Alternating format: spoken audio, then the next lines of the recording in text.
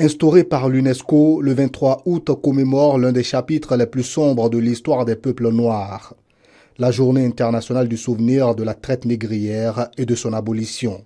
Une journée pour interroger une période tragique de l'histoire et plonger dans les récits douloureux, oubliés et les espoirs des frères et sœurs de la diaspora.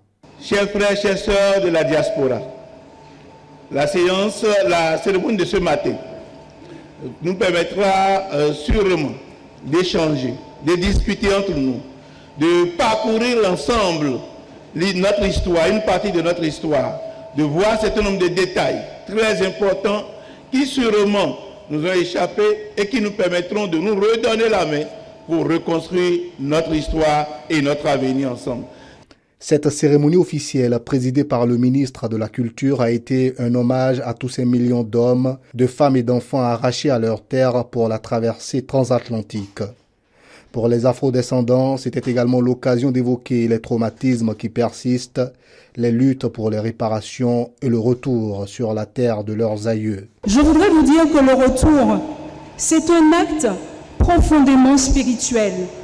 Le sang qui coule dans nos veines aujourd'hui a été le véhicule du cri du retour de nos ancêtres arrachés, qui résonne encore très fort dans notre âme d'afrodescendants. Le retour, c'est aussi un droit. C'est vis-à-vis des préjudices de l'arrachement et des déportations, une réparation pour nos aïeux, une restitution et une auto-réparation. Avant de lancer officiellement les activités entrant dans le cadre de la célébration de l'édition 2025 de la JISNA, le ministre Jean-Michel Abimbola a invité l'assistance au recueillement, puis évoqué avec une profonde émotion le souvenir de la traite négrière.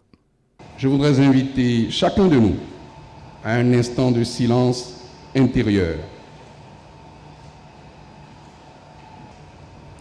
Silence pour écouter le murmure de nos ancêtres, ces millions d'hommes, de femmes et d'enfants arrachés à la tendresse des leurs, déracinés de leurs terres et engloutis dans les cales obscures des navires négriers.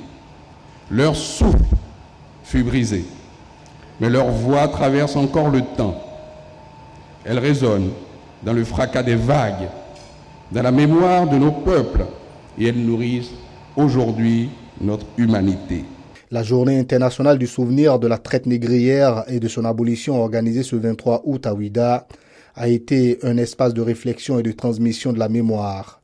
Ceci dans le but de renforcer les liens avec la diaspora afrodescendante et d'encourager une compréhension partagée de l'histoire pour construire un avenir commun.